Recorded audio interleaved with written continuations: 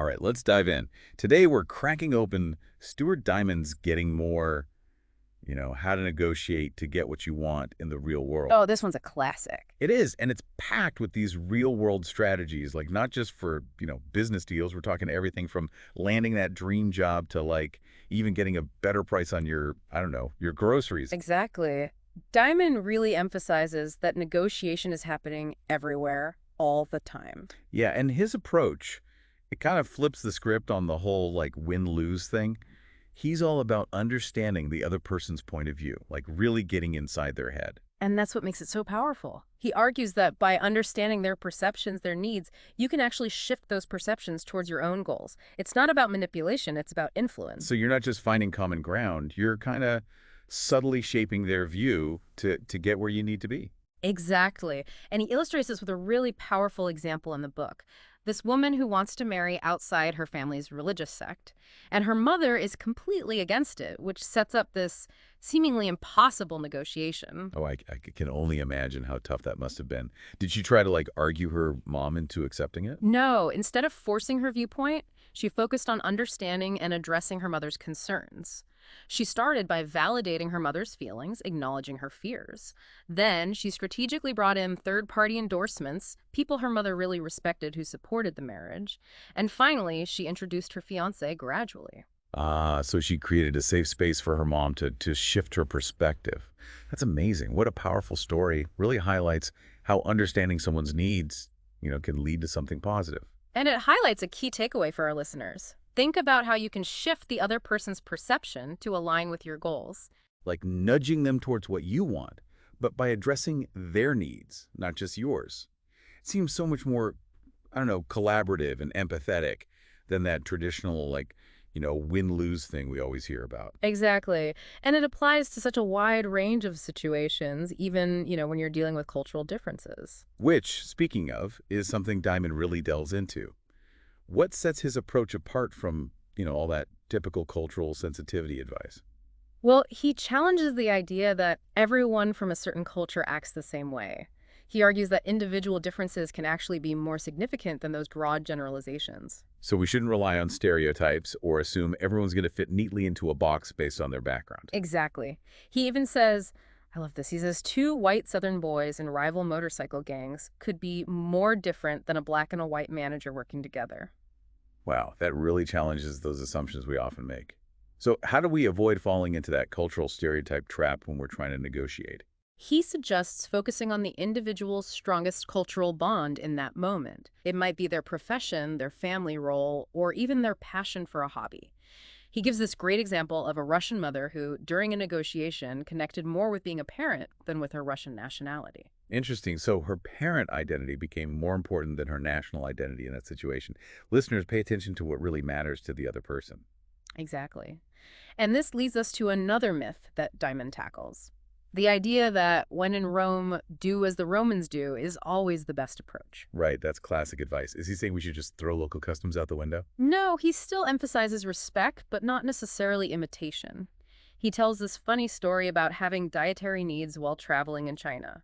Instead of trying to eat everything offered to him, he politely explained his situation, and his hosts appreciated his honesty. So authenticity and respect rather than trying to be someone you're not.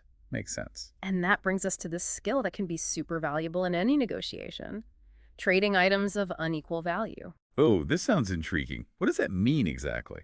Basically, finding something that costs you very little, but is highly valuable to the other side. Value subjective, right? It Uh, varies from person to person. right, so like one person's trash is another person's treasure kind of thing. Exactly. He shares a workplace example. A new hire negotiates for the company to pay for their MBA in exchange for accepting a lower starting salary. So trading a lower upfront salary for something with much higher long-term value. And the company gets a motivated employee who's invested in their growth. Exactly. A win-win where both sides got something they valued. It's about thinking outside the box, finding those creative solutions that benefit everyone, not just splitting the pie down the middle. Any other examples of how this works? He also gives a consumer example. This guy gets 2 free months of cell phone service just by politely pointing out that the company wasn't meeting its own customer service standards. So he used their own policies to his advantage. That's clever. Reminds me of something else Diamond emphasizes. The power of standards. Absolutely. Standards are like these invisible rules that govern our interactions.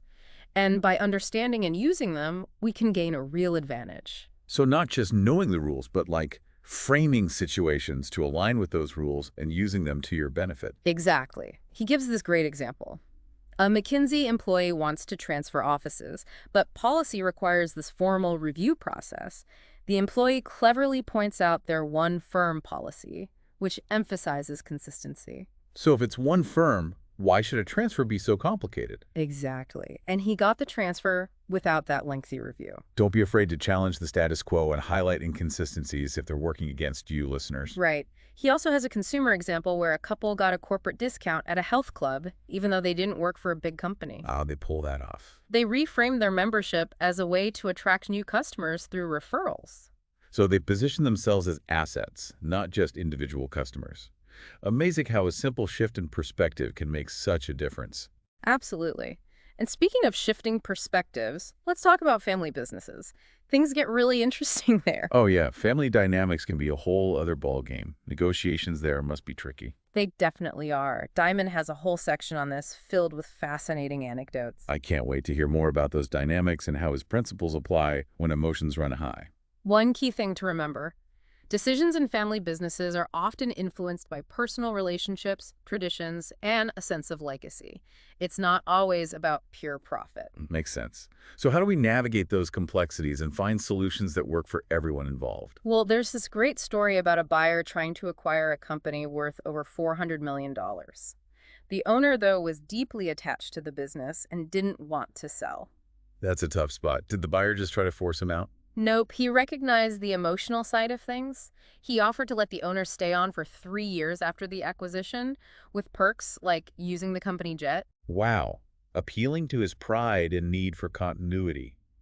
He understood it was more than just a financial transaction. Exactly, and he ended up getting the company for a fraction of its value. That's an incredible example of how understanding the human side of things can lead to unexpected outcomes. And that brings us to another crucial aspect of Diamond's approach: relationships. Yeah, obviously huge in family businesses, but how do relationships play into negotiations in like other areas of life? Well, he argues that while emotions are super important in relationships, you still need practical strategies.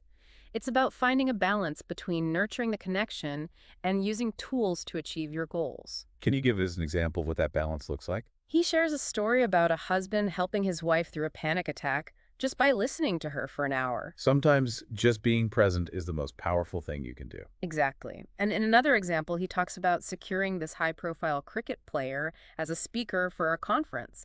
They couldn't afford his demands for first-class travel and a fancy suite. Oh, so they had to get creative.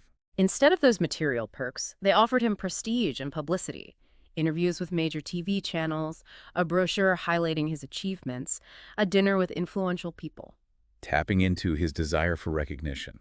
And how did that go? He agreed to fly economy and stay in a standard room.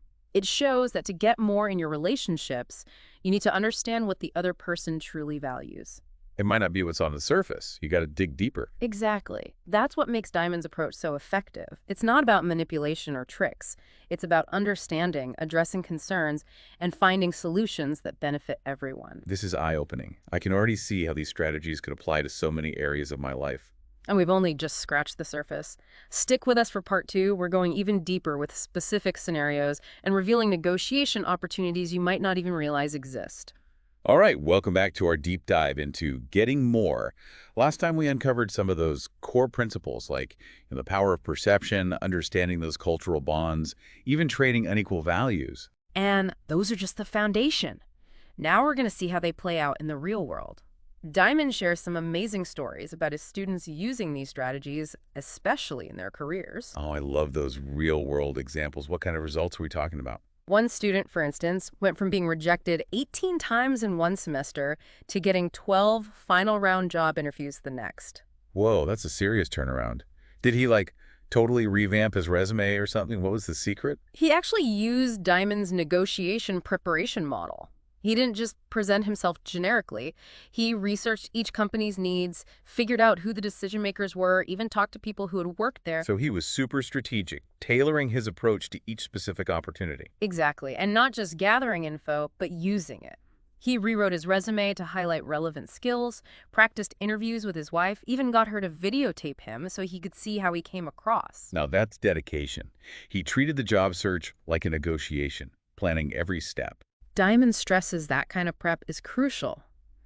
Especially in competitive fields, you can't just apply and hope for the best. You got to be strategic. It's not just about your qualifications, it's showing you've done your homework and you're genuinely interested in that specific company and role. I bet this applies to more than just job hunting, right? Absolutely. Like, think about breaking into a new field when you don't have the experience. Diamond tells the story about a student who wanted to work in venture capital, but he had no startup experience. Yeah, that classic catch-22. How do you get experience if no one will hire you because you don't have experience? Right. Well, this guy got creative. He offered to do free consulting for the firm using his knowledge of internet phone technology, which they were interested in. So he basically created his own opportunity. Brilliant. Exactly. After a few months of proving his worth, they started paying him. And eventually, that experience led to a paid job in Shanghai doing something similar. That's so inspiring. It shows you can be proactive in shaping your career path. And once you're in, it's about negotiating the best salary and benefits. Diamond has some great advice for those often dreaded conversations. Oh, we've all been there, feeling nervous about asking for what we deserve. What does Diamond suggest? One key thing: never answer the question, "What are your salary expectations?" without understanding the company's standards. Otherwise, you're negotiating blind. You need to know the playing field before you make any moves. He gives an example of this banker who was asked that dreaded salary question during a performance review. Instead of just throwing out a number, he turned it back on the boss. How did he do that? He asked about the company's standards for determining salary increases. Gathering intel before showing his hand. Smart. The boss outlined those standards, and then the banker simply asked where he thought his performance fit on that scale, and guess what? He got a way better offer than he was expecting. Almost twice what he had in mind. Just by asking questions instead of making demands, he got a huge advantage. That's incredible. Knowledge is power, listeners. Ask questions. Don't be afraid to redirect the conversation. Diamond also emphasizes understanding the other party's fears, especially when negotiating for things not explicitly outlined in company policy. So anticipating those objections and addressing them head on. Exactly. Yeah. Like, one student got relocation expenses for a job in Asia, even though company policy didn't cover international moves. How do you manage that? Just pure persuasion. He highlighted the inconsistency in their approach. He pointed out they provided $10,000 for moves from Philadelphia to New York, but nothing for someone moving across the world. Appealing to their sense of fairness. Right. He exposed a discrepancy and successfully argued for the relocation expenses. You can use their own policies to your advantage. Sometimes you got to point out those inconsistencies to get what you deserve. Exactly. Diamond also has an example where an employee was denied a promotion because of budget constraints. But he discovered that guidelines actually put him 2 levels higher than his current position. So he had the company's own rules on his side. He pointed it out to his boss, emphasizing that a higher title would give him more credibility with clients. And it worked. He got the promotion and a raise. Knowing the rules of the game is so important. And remember that concept of trading items of unequal value? That's huge when negotiating salary and benefits. Refresh my memory. How does that apply in this context? It's finding something low cost for the company but high value for you. Diamond tells this story about a manager trying to hire someone, but he couldn't match the candidate's current salary. Sounds like a deal breaker. Well, the manager dug deeper and learned the candidate's long-term goal was an MBA. So instead of focusing on salary, he offered to pay for their MBA program. Wow, what a solution. The company gets a great employee, the candidate gets their dream degree paid for. Win-win. Shows how creative solutions can benefit everyone. These examples are so encouraging. Negotiation doesn't have to be this cutthroat battle. It can be about creating value for everyone involved. Absolutely. And even in tough situations like a potential job termination, Diamond says negotiation skills can help. So it's not just about getting more. It's about minimizing losses when things go wrong. He suggests exploring options like resigning instead of being fired, negotiating a non-disclosure agreement, even a temporary consulting arrangement. So even in a potential job loss, there's room to negotiate a softer landing. Always be proactive and explore those options. And that same mindset is crucial when we shift our focus from the workplace to the marketplace. Now we're talking. Getting those deals, discounts, navigating everyday transactions, That's where it gets real. Diamond wants us to see those negotiation opportunities everywhere. Buying a car, getting a better credit card rate, challenging that assumption that prices are fixed. I love that. It's like reclaiming our power as consumers. Exactly. To encourage that, he gives his students this assignment. Go out and get a discount on something, anything. Could be a slice of pizza, a Tiffany necklace, whatever. I love that. It's about realizing that everything is negotiable. The point is to shatter the myth of those non-negotiable prices, and his students have come up with some amazing ways to do it. Oh, I bet. What are some of their success stories? They've gotten discounts at stores that claim to never offer discounts, free months of cell phone service, even free upgrades on flights. Incredible. They're really putting these principles into practice. And it works because they're understanding perceptions, leveraging standards, building those relationships. It's amazing how these principles apply to so many different situations.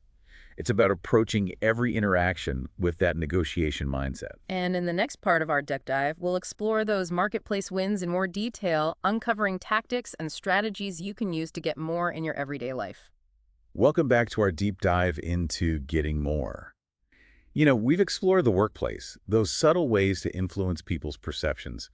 Now, let's get practical, shall we? How can we use all this in everyday life? Like out in the marketplace, where, let's be honest, it feels like a constant battle against prices and deals. Right. And Diamond's adamant about this. The marketplace is full of negotiation opportunities, but we got to ditch that idea that prices are set in stone. We need to shed that passive consumer role and really embrace our power to negotiate. It's so easy to just accept that sticker price, especially with online shopping. Everything's so instant. But Diamond's saying, hold on, we actually have way more leverage than we think. Oh, absolutely. And he backs it up with real stories of his students scoring amazing deals just by using his principles. All right, give me the good stuff. How are they doing it? Spill the secrets. Okay, so one of Diamond's favorite stories is about this student who kept getting hit with late fees on his cell phone bill because of a wrong address. Most of us would just grumble and pay, right? Yeah, probably. What did he do? He calls customer service, but instead of complaining, he starts by asking, does your company have high customer service standards? Oh, I like that. It sets a different tone, more collaborative. Exactly. And of course, the rep says, yes, they do. So the student follows up with, is calling 4 times to update an address in line with those standards. Boom. Holding them accountable to their own values. Love it. Right. And it worked. They fixed the address, waived the fees. But here's the kicker. He didn't stop there. Nope. He says, since I'm a loyal customer, could I get something for my trouble? Okay, this is where it gets good. What'd they give him? 2 free months of service. No way. Just by asking, he turned a frustrating situation into, what, like $120 worth of value? It shows that we often have more power than we realize. Don't be afraid to ask for what you deserve, especially when a company hasn't met their own standards. It's about being your own advocate. But it's not just about pointing things out. It's also about how we frame our requests, right? Totally. Diamond says we need to align our requests with the company's goals. He tells a story about a student wanting a bigger discount on a bedroom set. He starts by asking the manager if she works on commission. She says no, but she gets bonuses for exceptional sales. I see where this is going. The student goes, wouldn't an expensive bedroom set be an exceptional sale? He made it about helping her reach her goals. And bam, he got 40% off. Saved $1,800. The power of strategic framing. This is amazing.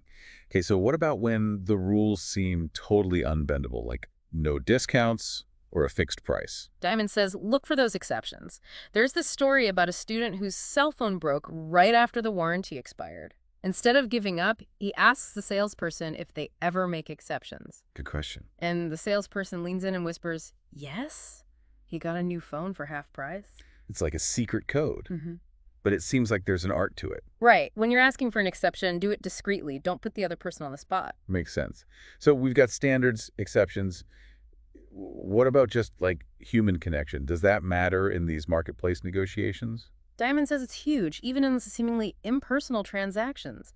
He tells his students to connect with salespeople, cashiers, everyone. Treat every interaction like a chance to build a relationship, even if it's brief. He even encourages learning names. Like those small gestures can lead to better deals and a better experience overall. It can't hurt, right? Any examples of this in action? One student simply gave a manager his card, mentioned he was an Xbox fan, and asked for 10% off, ended up getting 40%. No way. Just a little connection, and he unlocked a way better deal.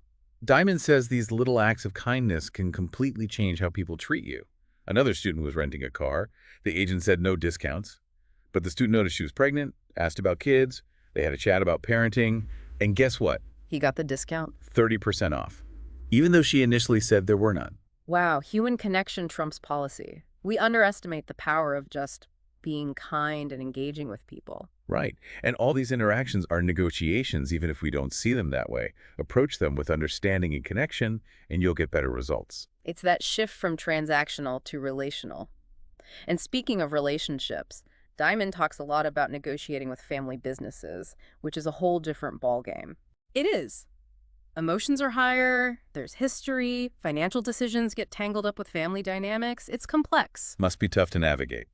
How do his principles apply in those situations? He tells this story about a guy trying to buy a company for over $400 million. The owner didn't want to sell, was super attached. Sounds like a dead end. Did the buyer walk away? He realized he had to address the owner's emotional needs, not just the financial ones.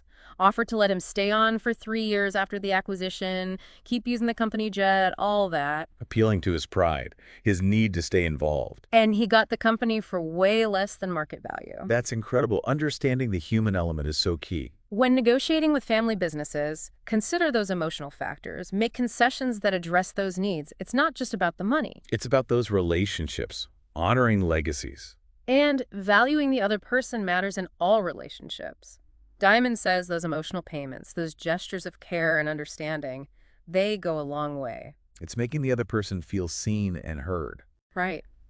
There's this story about a woman trying to get her elderly mom to move into a nursing home. Her mom was resisting, didn't want to leave all her belongings. I can understand that. All those memories tied to those things. So the daughter got creative. Said her mom could take everything to the nursing home, they'd find storage, and when she was ready, she could decide what to keep. So she honored her mom's feelings while still getting her the care she needed. It made all the difference. It's about finding those solutions that address the emotional side of things. What about when someone's being totally irrational, though? Any advice for that? Diamond says validate their feelings, even if you don't agree. Acknowledge their perspective, make them feel safer. He tells a story about this guy who wanted to take his wife hiking in Peru. She was terrified, thought she'd be abandoned in the mountains. Yikes, that's some serious fear. He acknowledged her fear, then made all these backup plans. Cabins, showers, even a train, just in case. Wow, a safety net to ease her anxiety. And it worked. She agreed to go, knowing he took her fears seriously. Don't ignore those emotions. Address them head on. And don't forget about saving face, especially in certain cultures. It's about understanding that dignity and avoiding embarrassment can be huge factors. Makes sense.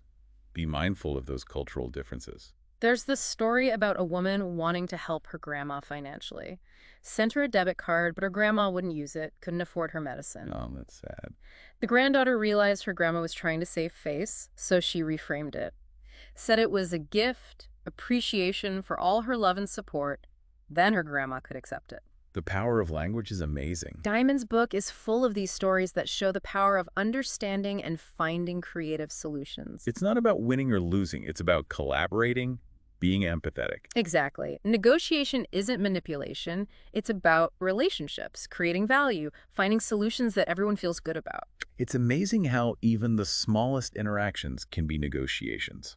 Ordering a sandwich, asking for directions, approach them with empathy, and you'll get more of what you want. Build better relationships. That's the key takeaway from this deep dive. Getting more isn't about tricks, it's a whole new way of interacting. Understanding, empathy, connection, and anyone can learn it. And that wraps up our deep dive into Stuart Diamond's Getting More. Hope you found it insightful and inspiring. Remember, next time you're in a negotiation, big or small, think about the other person, look for creative solutions, and don't be afraid to ask. Until next time, keep diving.